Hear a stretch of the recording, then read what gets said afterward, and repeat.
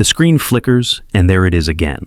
A simple video, just a few seconds long. A cheerful melody plays in the background, and a character, known online as TungTung, tilts its head, grins, and gestures in that now instantly recognizable way.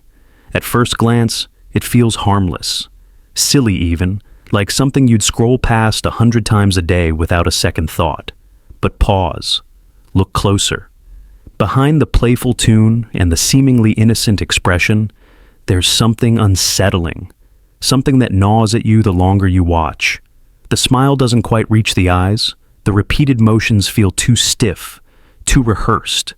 The more the video loops, the less it feels like fun, and the more it feels like a mask, one hiding something that should never be uncovered.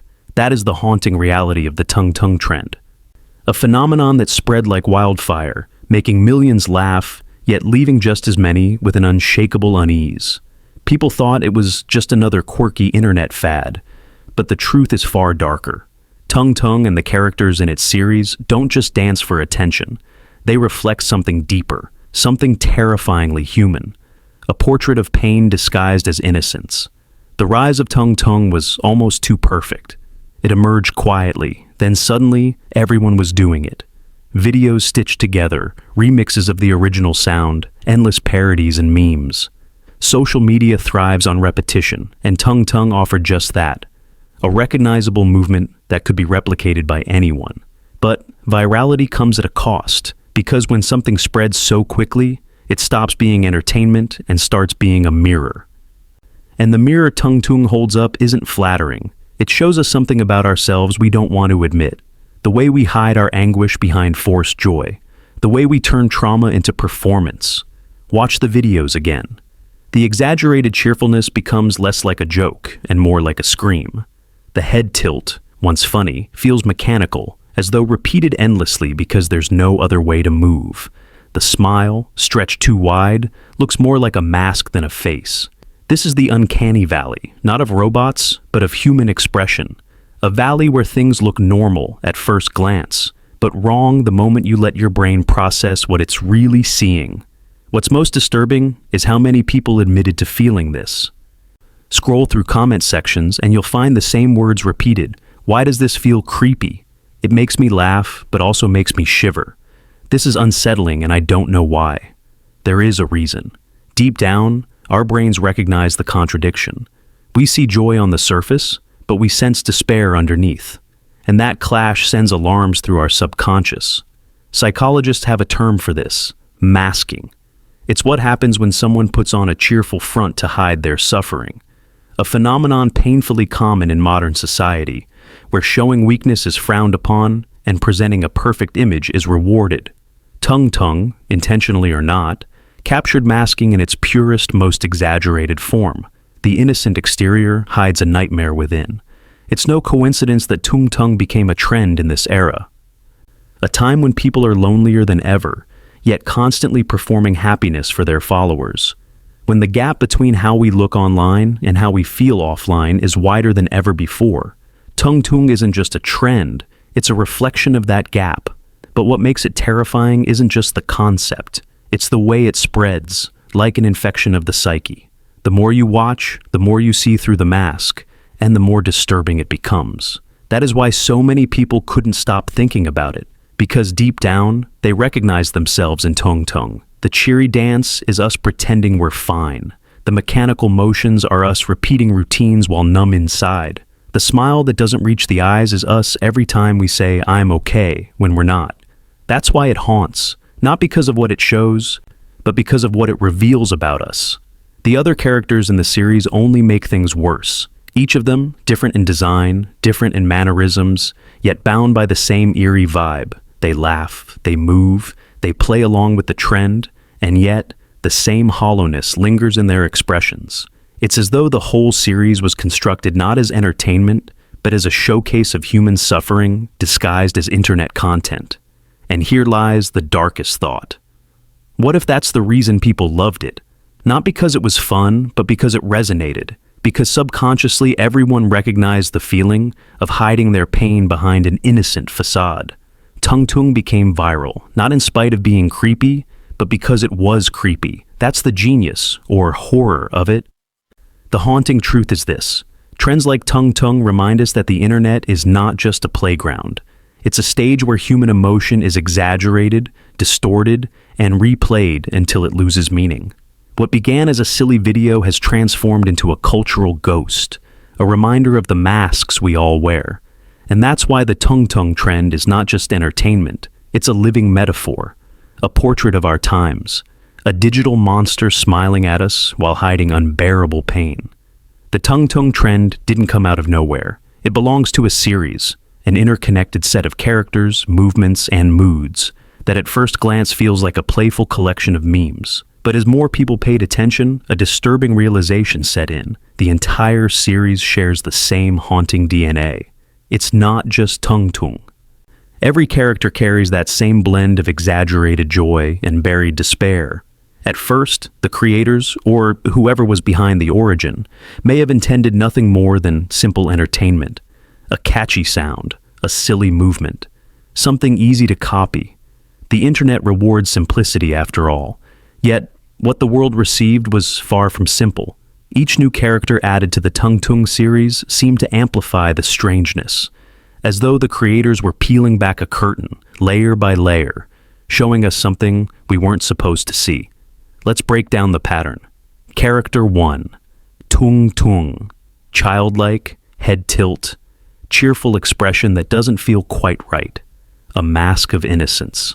Character 2, slightly different posture, a new gesture, maybe a softer smile, but the same hollowness in the eyes. Character 3, the smile widens unnaturally, the hands move in stiff, almost puppet-like motions. The sound design repeats, echoing in a way that feels mechanical. By the time the fourth and fifth characters emerged, some viewers were no longer laughing. They were unsettled. The repetition, once funny, now felt suffocating. Each video looked different, but emotionally, it was the same. A forced joy that lingered too long until the cracks began to show. This is where the series began to shift from quirky internet fad into something else. Something cultural, psychological, even symbolic. Psychologists have long studied the effect of repetition on the human brain. Something funny once or twice is harmless, but when it loops endlessly, it transforms. The brain starts noticing the unnatural details, the twitch of an eye, the stiffness of a grin, the way a gesture feels too rehearsed. Repetition magnifies flaws. And in the TungTung series, repetition reveals truth. The truth that none of these characters are really happy. That's why so many people in the comments wrote things like, "Why does this feel so off?" Or, "I don't know why I'm scared, but I am."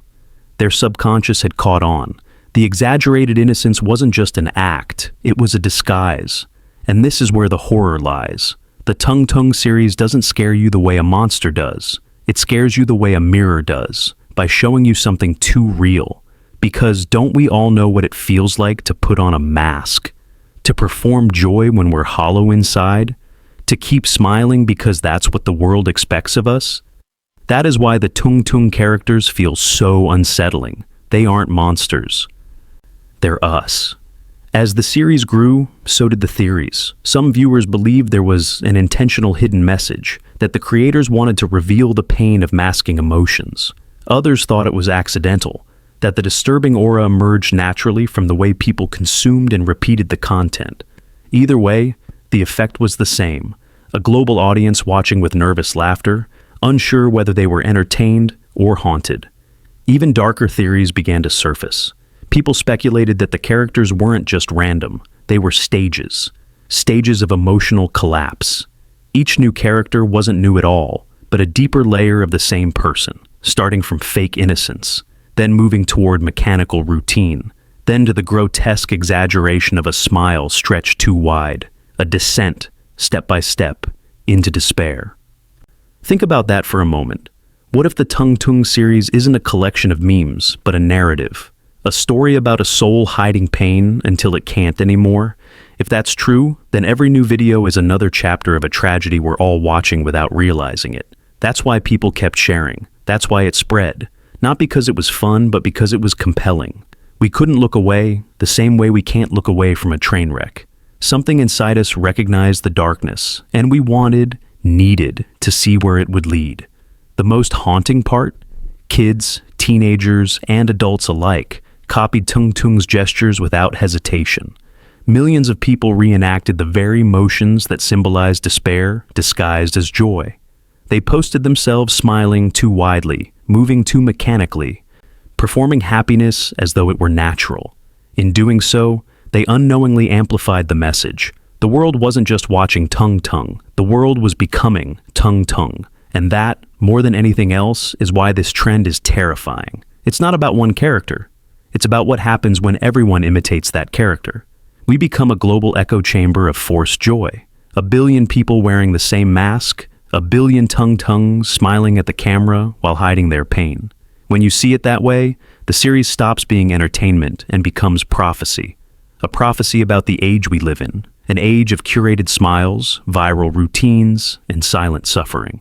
The more you stare at TungTung and its companion characters, the more one thought creeps in. This isn't just about them, it's about us. Because what the TungTung trend really does is hold up a mirror to society. A mirror that doesn't reflect the glossy curated image we post online, but the fractures beneath it. At first, it seems ridiculous to suggest that a viral trend could carry such weight. A silly dance, a playful expression, a short loop of sound. How could that possibly say anything meaningful about the human condition? But trends aren't born in a vacuum. They take root because something about them resonates. And the resonance of TungTung lies in its uncanny reflection of our collective emotional state. Think about the world we live in today. Every day people log in to perform. Instagram, TikTok, YouTube, they all reward the same thing, the appearance of happiness. Nobody wants to watch sadness. Nobody clicks on despair. The platforms demand energy, smiles, and charm. And so, people learn to mask. They laugh into their cameras while crying off screen. They pose in perfect lighting while their personal lives crumble. The TungTung trend encapsulates this phenomenon in exaggerated form. The too wide smile, the too stiff motion, the performance that feels like performance. It captures the essence of masking. In psychology, masking isn't just about hiding emotions. It's survival. Many people mask to avoid rejection, to meet expectations, to keep functioning in a world that doesn't tolerate vulnerability. But the cost is heavy. Behind the mask, pain festers, identities fracture, the pressure builds until it leaks through in ways we don't expect. Like a viral trend that seems silly, but leaves us unsettled. What's disturbing is how quickly people picked up on this. Watchers didn't need a psychology degree to sense something wrong. Their comments reveal it. Why does this feel hollow? It looks cute, but I can't shake the creepiness. The smile, it feels like a lie. These reactions expose a deeper truth. We recognize the mask because we wear it too.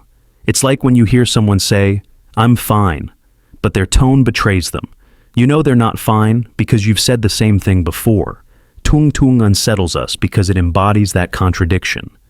Joy that doesn't feel like joy. Let's take this further. In sociology, there's the concept of the performative self. The idea that in modern society, people constantly perform roles instead of simply existing. At work, you perform professionalism. Online, you perform charisma. With friends, you perform optimism. Rarely are you allowed to be raw, messy, or unfiltered. The TungTung characters embody this perfectly. They are pure performance. They exist only to smile, to tilt their heads, to repeat their gestures endlessly. But there's nothing behind it. No depth, no humanity, just the show. And that, ironically, is why they feel so inhuman. This is the uncanny valley again. Not of robots or animation, but of ourselves. We've become so used to masking that when we see it exaggerated, it feels alien, disturbing, like staring at a distorted reflection that reveals too much. The haunting part is how willingly we participated. Millions copied TungTung without hesitation. Children, teenagers, adults, everyone smiled the same empty smile, tilted their heads the same way, performed the same stiff dance. And in doing so, they didn't just spread the trend. They validated it. They turned masking into entertainment. It's as if the internet collectively said, yes, this is who we are. We're all TungTung now. Imagine the implications. A society where joy is a performance, suffering is hidden, and everyone plays along because that's the rule. The TungTung trend doesn't invent this reality, it reveals it, and once you see it, you can't unsee it. Some viewers took it further, interpreting the series as an allegory of despair. They theorized that each new character wasn't separate, but a progression. Stage 1, the innocent mask. Stage 2, the mechanical repetition. Stage 3, the grotesque exaggeration of joy. In this interpretation, the TungTung series is a descent, a visual metaphor for what happens when masking continues too long. You start with a smile, but over time the mask becomes unbearable, twisting into something horrifying. Whether or not the creators intended this doesn't matter. What matters is how people saw it, and the fact that so many arrived at the same conclusion tells us something important. The world is saturated with hidden pain, so much so that even a silly meme becomes a vessel for it. It's haunting to realize that maybe this is why the TungTung trend went viral. Not because it was funny or cute, but because it struck a nerve. Subconsciously, people recognized themselves. They laughed while copying the gestures, but deep down, they were saying, "This is me too. I smile while I suffer. I play along while I'm breaking inside." And isn't that the darkest truth of all? That a viral joke turned into a global confession.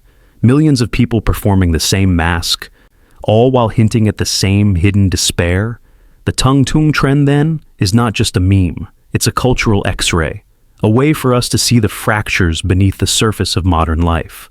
A reminder that no matter how polished the performance, there is always something underneath. And often, what lies beneath is pain. The TungTung phenomenon can't be understood in isolation. It's not just a viral dance, not just a quirky series of characters. It's a symptom of the cultural moment in which it was born. And if you zoom out far enough, what you see is not just one unsettling meme, but a reflection of the world that created it. Why now? Why TungTung? We live in an age of saturation. Every second, millions of short videos flood our feeds. To survive in that flood, content has to be instantly recognizable, instantly consumable. That's why trends like TungTung work. They're short, repeatable, easy to copy. But what separates TungTung from other trends is not its structure, it's the feeling it carries. Because when the world is saturated with performance, even innocence begins to look like performance. When joy is commodified, even a smile begins to feel suspicious. And when masking pain becomes the default state of entire societies, a character like TungTung emerges naturally, half joke, half confession. It is, in a sense, the perfect trend for a weary, overstimulated world. Consider the timing. The TungTung trend exploded in a period where online culture was already saturated with irony, detachment, and layers of performance. Memes had become self-aware, jokes about jokes, parodies of parodies. In that environment, sincerity looks strange, too raw, too vulnerable.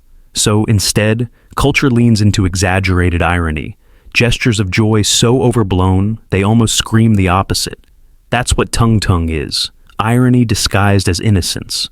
The smile is too wide, the gestures too stiff, the joy too forced. It reads as satire, even if it wasn't intended as such. Satire of a world where everyone pretends to be fine, even as they crumble inside. This is where the cultural context becomes terrifying, because the TungTung series didn't just entertain, it resonated globally. That means millions across countries, languages, and backgrounds recognized the same thing. They saw through the mask. They felt the despair behind the dance. Which raises a haunting question. What does it say about our world that so many people instantly related to a trend that looks like pain disguised as play? It says that despair is no longer local, it's global, that the culture of masking, of forced happiness, of performance over authenticity has spread everywhere. TungTung isn't a random accident. It's a mirror held up to a civilization, choking on its own curated smiles. Some cultural critics even argue that TungTung is the perfect metaphor for the algorithm itself. Think about it. The algorithm rewards repetition. It doesn't care about sincerity or depth or meaning. It cares about patterns that people can replicate. The more mechanical, the better. The more performative, the more rewarded. TungTung embodies that perfectly. A character with no depth beyond its performance. A smile with no soul behind it. A gesture repeated endlessly because the algorithm demands it. In this view, TungTung isn't just a meme. It's the child of the machine. the logical outcome of a world where human expression is reduced to content loops. And that's why it unsettles us. Because watching TungTung feels like watching humanity slip into automation. We're not laughing with the character. We're watching ourselves become the character. Smiling because the algorithm told us to. Dancing because it's rewarded. Masking because the world doesn't want to see the truth. The existential layer is even darker. Some philosophers suggest that in a world stripped of meaning, performance becomes the only meaning left. If life feels empty, then at least you can perform joy. If despair is unavoidable, at least you can mask it with a smile. TungTung in this light is not just a meme, but a ritual of denial. A ritual that millions participated in, knowingly or not. And the series of characters, they become stages in that ritual. Different masks, same emptiness underneath. A cycle of joy and despair, repeating endlessly. Just like the algorithmic feed itself. But here's the most chilling thought. Maybe the creators didn't intend any of this. Maybe TungTung was never meant to be haunting. Maybe it was just another silly clip. Another attempt to grab attention. And yet, the world saw something else. Which means the darkness wasn't in the content. It was in us. We projected our own despair onto TungTung. We saw ourselves in the hollow smile. We recognized the stiffness because we too have gone through motions mechanically. We felt the creepiness because we know what it's like to say, "I'm fine," when we're anything but fine. That's the cultural truth. TungTung haunts because it is familiar. So what happens next? When a trend like this emerges, does it fade away like others, or does it leave a scar? Some argue that TungTung will be forgotten once the algorithm moves on, but others believe it will linger in memory as one of those rare cultural moments that accidentally revealed too much. A silly meme that exposed a global wound, because once you've seen the mask, you can't unsee it. As the world continues to consume content at an unprecedented rate, the line between performance and reality continues to blur. The unsettling truth behind the TungTung trend is not just the characters or the exaggerated smiles, but the psychological toll it takes on those who watch and partake. The more we watch the seemingly innocent content, the more we are confronted with an uncomfortable truth. The masks we wear have become so ingrained in society that we don't even recognize them anymore. The smile in TungTung, as creepy as it seems, mirrors the daily performance we all put on. The bigger question, however, is, what does it cost to constantly wear this mask? In a world where appearances are everything, it's no surprise that the most pervasive emotion is fear. Fear of showing vulnerability. Fear of revealing true feelings. Fear of being human. This fear has created an entire culture of people who feel compelled to smile when they're hurting, to laugh when they're sad, and to play along when everything inside them is breaking. TungTung, therefore, isn't just a reflection of society. It's a symptom of a deeper, more insidious issue. We live in an era where emotional expression is commodified. Social media platforms thrive on the curated lives people present. Perfect pictures, beautiful moments, and endless positivity. But behind this facade lies an invisible, growing tension. While many consume this content to escape their own problems, they fail to recognize that they are also part of a larger performance themselves. TungTung didn't just emerge as a trend, it revealed this massive collective performance we're all part of. Here's where the psychological cost comes into play. As more people adopted the TungTung character, repeating its gestures and movements, they began to embody that forced joy. But what happens when that joy, initially adopted as a harmless joke, becomes habitual? This behavior slowly eats away at authenticity. The longer we wear the mask, the harder it becomes to take it off. The pain is buried deeper, and the emotional toll accumulates, building layers of stress, anxiety, and depression. The simple act of mimicking the smile is no longer innocent. It becomes a trap. This is where we start to see the true horror of TungTung. It's not just a creepy meme. It's a metaphor for how we have become prisoners of our own performance. The trend isn't just about mimicking a character. It's about mimicking the emotional facades we create every single day. And that is what makes it so unnerving. When you mimic something so closely, you begin to forget what's real and what's performance. There's a deep psychological phenomenon here called cognitive dissonance, which occurs when someone holds two conflicting beliefs or behaviors. On one hand, they know that being genuine is important. On the other, they feel pressure to maintain a facade, to perform joy, to smile despite the inner turmoil. The result is a constant state of inner conflict, and over time, that dissonance can lead to feelings of emptiness, exhaustion, and even self-doubt. The TungTung characters aren't just performing for the camera, they're also performing for themselves. But the question remains, who are they really performing for? Is it the audience, or is it themselves, trying desperately to convince themselves that they're okay? Is that not something we can all relate to? As more and more people began replicating the TungTung dance, a larger, more disturbing pattern emerged. It became a cultural contagion, a reflection of the epidemic of masked emotions in modern society. It wasn't just the characters that were mimicking the same smiles and motions. It was all of us. The collective participation in the trend was a collective admission that we're all wearing masks. But unlike traditional masks, which can be taken off, this one is growing harder to remove.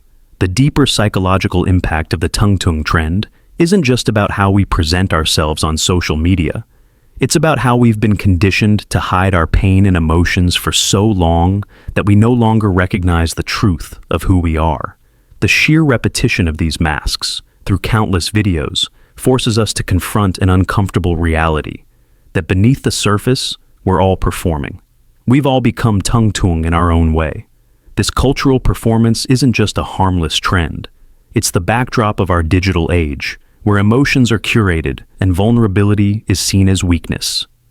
But as we continue to hide behind these masks, we lose touch with our true selves, and the cost becomes visible in ways we might not immediately recognize.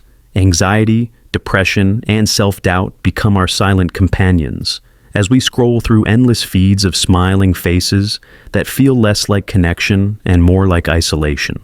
But it's not just the audience who feels this impact. The creators behind the TungTung series too are part of the cycle. They've created a character that is a reflection of society's expectations, but that character is hollow. There's no real joy, no real connection, just the performance of it. The creators are essentially trapped in the same cycle. They've produced a mask, but behind it, they too may be hiding their own pain, their own struggles. So, what does all of this mean for the future? Can we ever truly break free from this culture of performance? Will we ever find a way to stop hiding our true selves behind smiles and curated posts? Perhaps the answer lies not in rejecting trends like TungTung, but in acknowledging the truth they reveal. Only by accepting our own vulnerability and authenticity can we begin to remove the masks we've worn for so long. TungTung isn't just a meme or a dance. It's a call for us to reflect on the cost of performance. It's time to ask ourselves, how long can we keep pretending to smile before the mask cracks? The psychological toll of the TungTung trend is undeniable, but what if the cost extends beyond our individual well-being? What if this cultural obsession with performance has begun to erode our ability to truly connect with others? The mask we wear online, the mask that lets us smile while hiding the pain beneath, is no longer confined to the screen. It's infiltrating our real-world interactions, and that's where the true danger lies. This dissonance between our online personas and our true selves is creating a generation that struggles to form authentic connections. We live in a world where people are more connected than ever before, yet, paradoxically, we feel lonelier than ever. Let's break this down. The internet has become the primary stage for how we engage with others.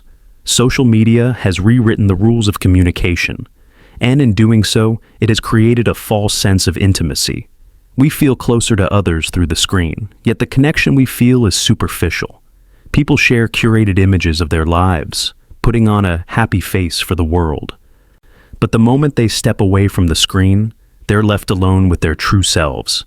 And this aloneness, this disconnection from reality, is where the problem starts. The more we perform for others, the more isolated we become from ourselves. The emotional exhaustion of keeping up the act takes its toll, but it also prevents us from creating meaningful, deep relationships. Think about how TungTung resonates. It taps into this feeling of detachment, but it does so with an uncomfortable truth. The characters are stuck in an endless loop of performance, smiling because they have to, not because they want to. And as we watch, we realize Many of us are trapped in the same cycle. We've learned to mask our true emotions, to present a version of ourselves that fits the mold the internet has created. But the price we pay is a growing emotional distance, both from ourselves and from others. This cycle isn't new. Emotional masking has been a part of human history for centuries, but the internet has amplified it. The pressure to present a perfect life has never been stronger, and with that pressure, the disconnection grows. We smile in photos, post about how great our lives are, but at night, when the screen goes dark, we're left with a sense of emptiness. What makes TungTung so compelling, though, is its reflection of this very pattern. The character's movements, its exaggerated smile, are a mirror to the societal forces that push us to perform. What TungTung shows us isn't just a trend, it's a truth we're too afraid to confront, that by trying to make others happy, we've forgotten how to be real with ourselves. This isn't just about TungTung or viral trends. It's about a cultural shift that's redefining how we view emotional expression. It's about the danger of hiding behind performances, of pretending everything is fine when we're hurting. The result is a generation struggling to cope with the pressure to smile while everything inside is unraveling. There's a deeper layer to the TungTung phenomenon. It's not just about the content, it's about what the content represents. The endless loop of performance, the forced joy, it mirrors the cycle we live in. A cycle where we put on a mask in public, smile for the camera, and pretend we're fine. But deep down, we know that the mask is starting to slip. We know that the emotional distance between our real selves and our online selves is growing wider. But here's the problem. Once we get used to wearing the mask, we start to forget what life was like without it. We start to believe the version of ourselves we present online is the real us. And over time, the real us, the one that feels pain, that feels joy authentically, that experiences life in all its messy beauty, becomes harder to find. This is the true cost of masking, not just the emotional toll, but the loss of authenticity. The more we hide our true selves, the less we know who we really are. The more we perform, the less we live. And the TungTung series is a stark reminder of that fact. It holds a mirror to our society and asks us, who are we really? The tragic irony is that we've been taught to be comfortable with the mask.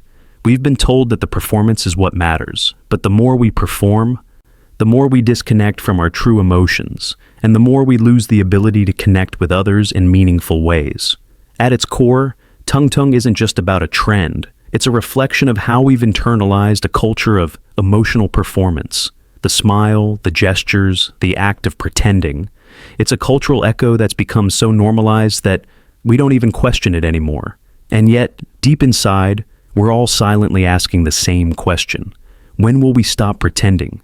Because as TungTung shows us, the longer we wear the mask, the harder it becomes to take it off.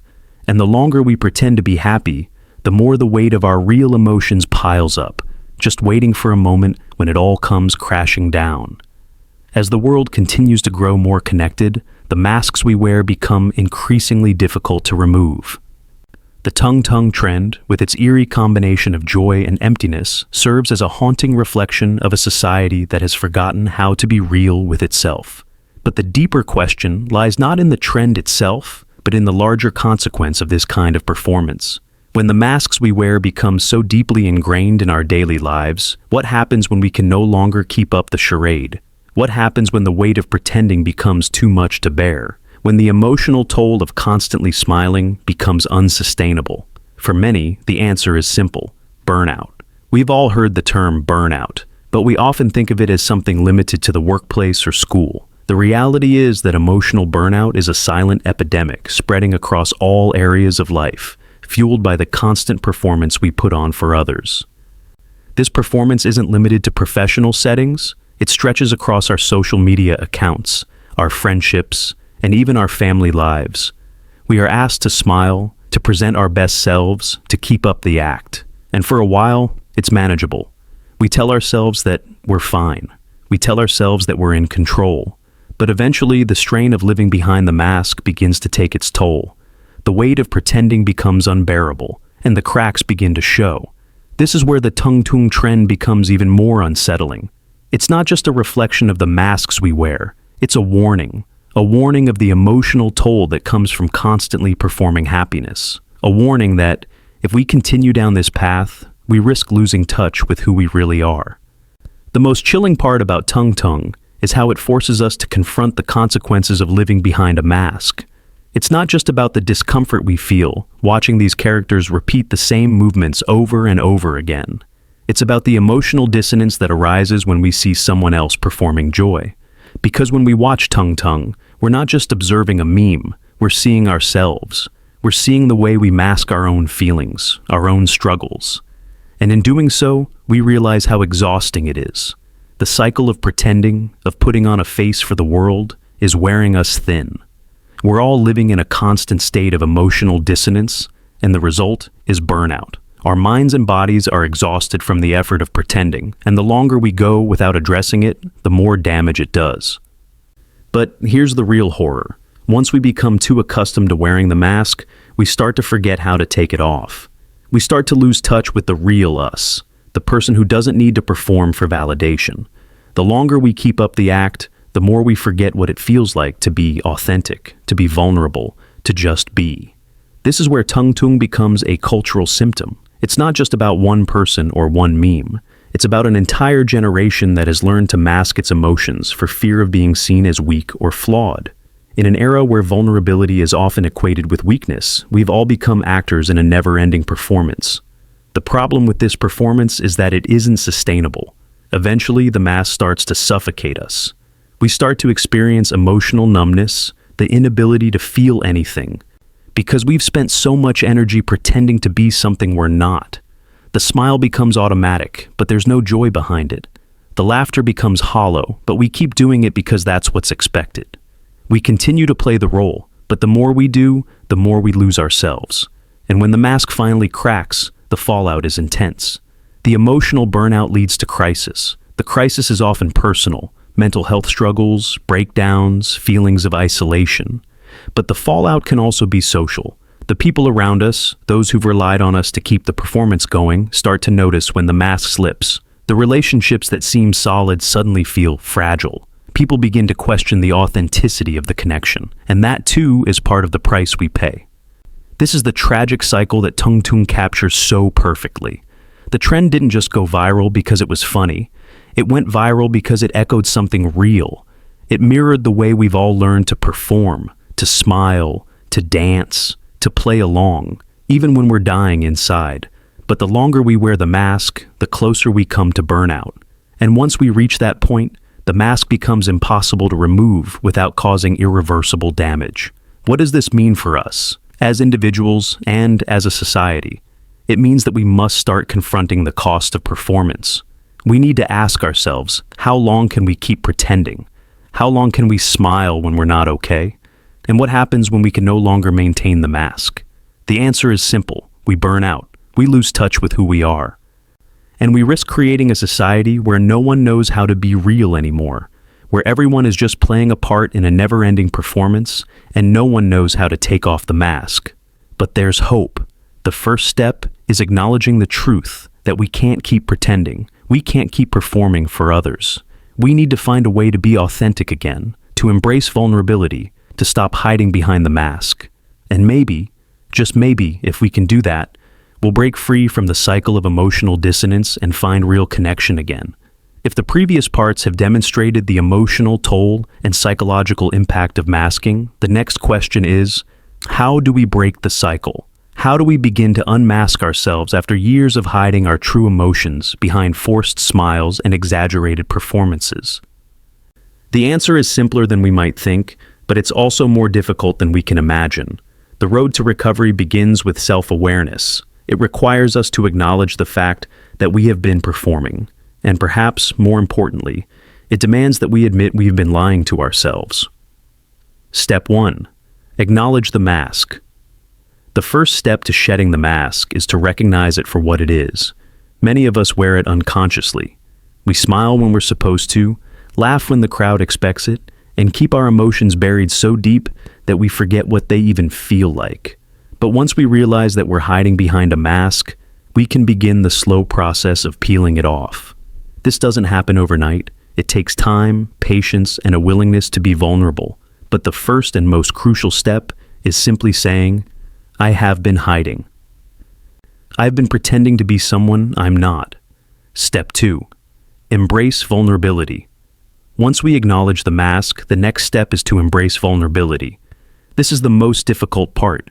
In a world that teaches us to be strong, to be happy, to be perfect, vulnerability feels like weakness. But the truth is, it's the opposite. Vulnerability is the doorway to authenticity. It's where we find our real selves, the ones who are allowed to feel sadness, anger, frustration, and joy without needing to hide it. To embrace vulnerability is to accept that we don't have to be okay all the time. We don't have to smile through our pain. We don't have to perform. It's important to note that embracing vulnerability doesn't mean exposing everything all at once. It means allowing ourselves to feel and express our emotions without fear of judgment. It means taking down the walls we've built around our hearts and letting people see us for who we truly are. Step 3, practice authenticity. Once we've started embracing vulnerability, the next step is to practice authenticity. This means showing up in the world as we truly are, not as we think we should be. It's about allowing ourselves to be human, with flaws, imperfections, and all the messy emotions that come with being alive. This doesn't mean we have to broadcast our pain to the world or share every detail of our lives, but it does mean being honest with ourselves and with the people around us. When we're sad, we don't need to pretend we're happy. When we're frustrated, we don't have to act like everything's fine. And when we're angry, we don't have to bottle it up until we explode. Authenticity requires consistency, showing up as our true selves day after day, even when it's hard. It means letting go of the pressure to perform, and instead choosing to live in a way that feels real to us. In step 4, find connection. One of the most powerful aspects of unmasking is the ability to connect with others in a way that's real and raw. When we're no longer hiding behind a facade, we can form deeper relationships with those around us.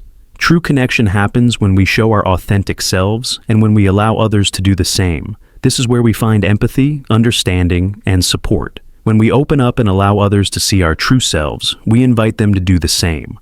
And that's how we break the cycle of isolation that comes from hiding.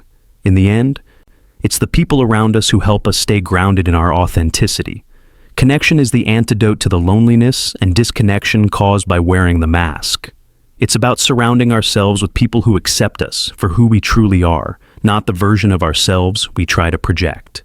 Step 5. Let go of perfection.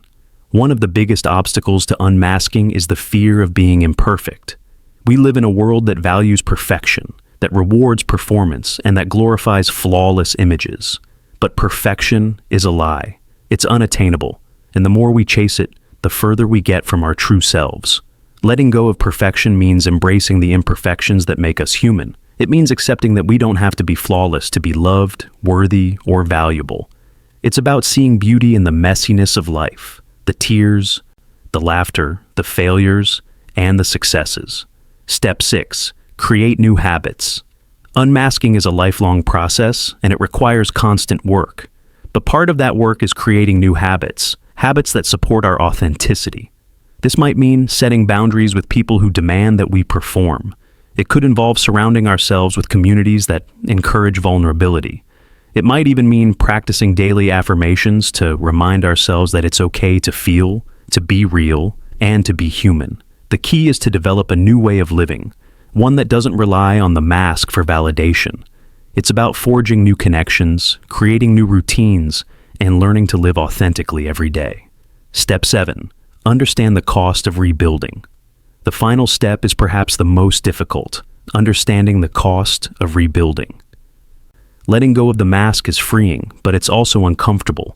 It's like shedding old skin. At first you feel exposed, vulnerable, and raw, and that's okay, because the pain of peeling off the mask is far less than the pain of living behind it forever. But as you begin to embrace your true self, the weight of that mask will become lighter. Slowly, over time, you'll realize that you don't need it anymore, and that, in itself, is the ultimate victory.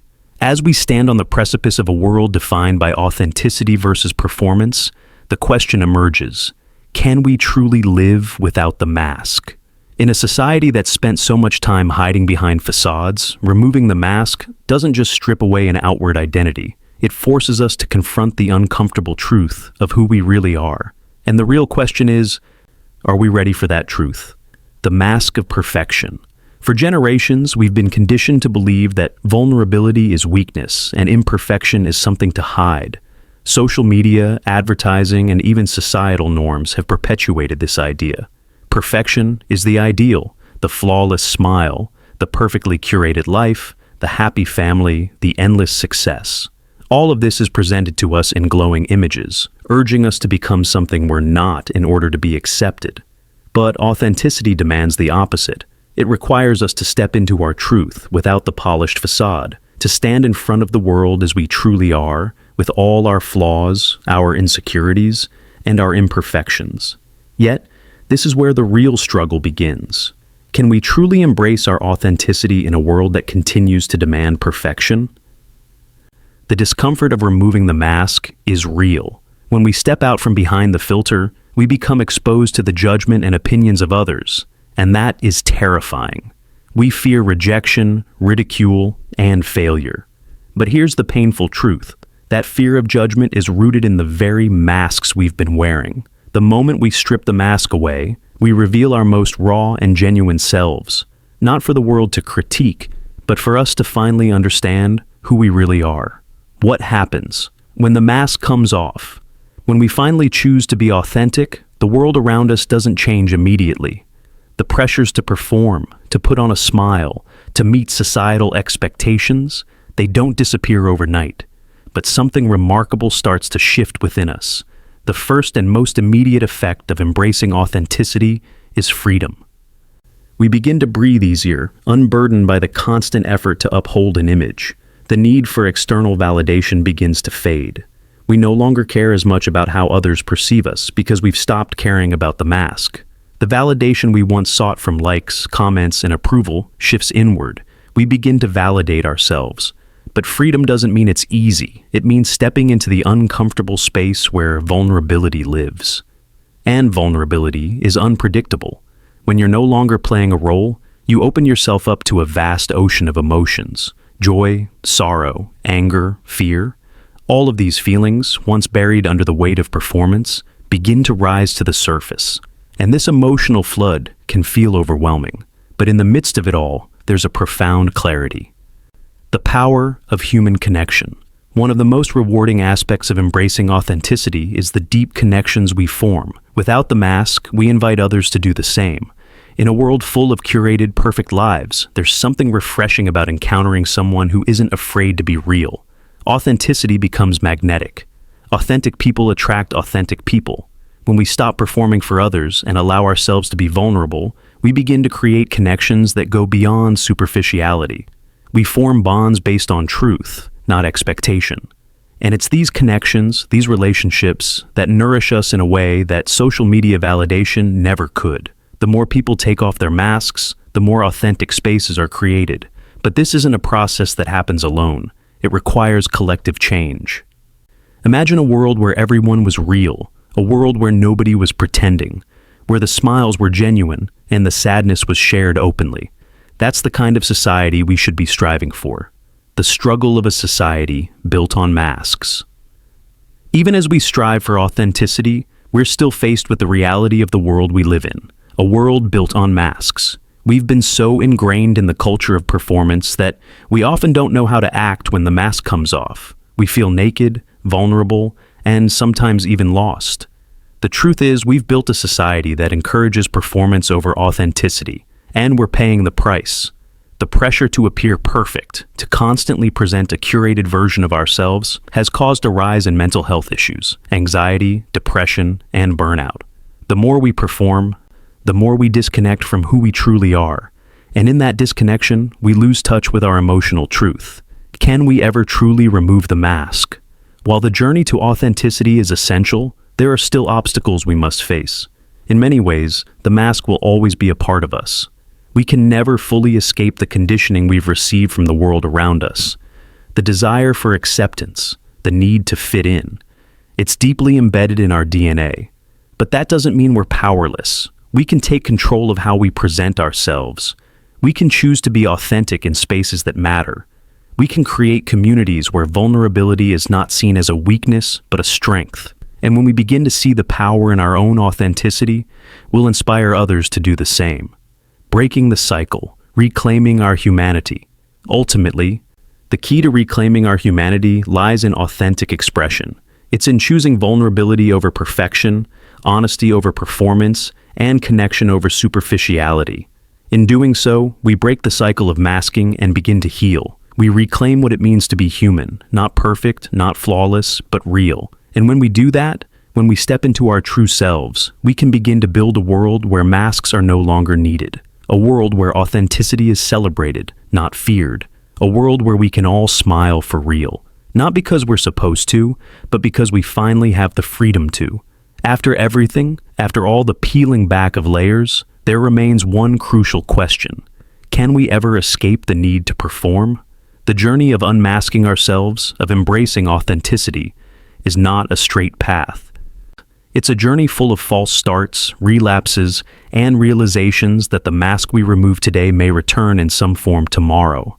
But the question remains, when we've stripped away the mask, when we've truly stepped into our authentic selves, will we be able to stay that way in a world that thrives on performance?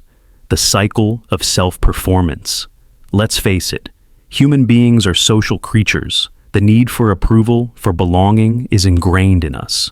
We are wired to perform because our survival historically depended on fitting in, on playing a role that would keep us safe, accepted, and loved.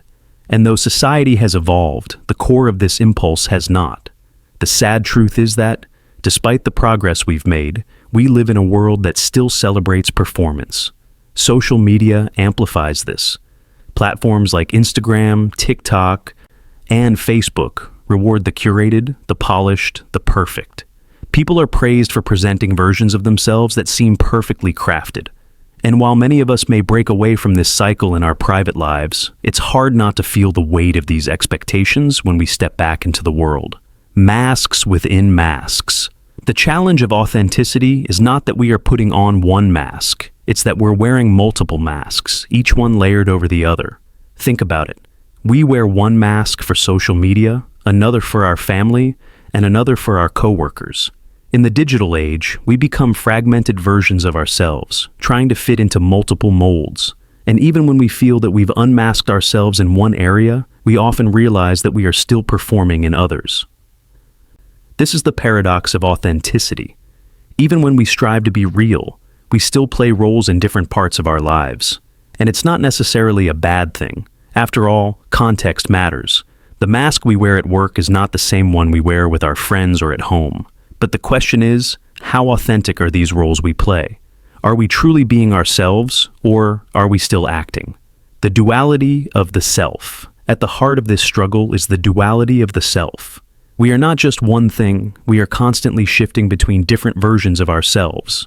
The challenge is finding the balance between these versions and not losing who we are in the process. Authenticity does not mean giving up every other role we play. It means reconciling the different parts of ourselves and ensuring that we are true to who we are at our core. So, what happens when we've spent so long wearing the mask that we forget how to be ourselves? What happens when authenticity becomes just another performance? This is the ultimate fear. The fear that we'll be trapped in a cycle of self-performance forever, unable to break free from the very thing that we thought we were escaping. Reclaiming our identity. The journey towards authenticity isn't about perfection. It's about acceptance. It's about accepting ourselves, the messy, imperfect, flawed versions that we try so hard to hide. And while the process of unmasking is painful, it's also liberating. When we allow ourselves to be truly seen, by others, by ourselves, we begin to reclaim our identity. However, this process is ongoing. The masks may not disappear completely, but the goal isn't to live without them. It's to be aware of them. To understand when we are wearing a mask and to choose consciously when we put one on and when we take one off. Authenticity doesn't mean being raw all the time. It means being honest about who we are and what we need. The future of self-expression. As we move forward into an increasingly digital and performance-driven world, the question remains, what is the future of self-expression? Can we maintain our authenticity in a space that demands constant curation and performance? Will society ever shift to a place where realness is valued over perfection? The answer is uncertain, but what is certain is that awareness is the first step. As long as we are aware of the masks we wear, we have the power to choose when to wear them and when to let them go. It's not about eliminating the masks, it's about reclaiming our power over them. In the end, TungTung serves as a haunting reminder of what happens when we stop performing for others and start performing for ourselves. When we stop caring about the facade we present and start caring about the authenticity of who we really are. And perhaps, just maybe, if we all start unmasking together, we can begin to create a world where vulnerability is not a weakness, but a strength.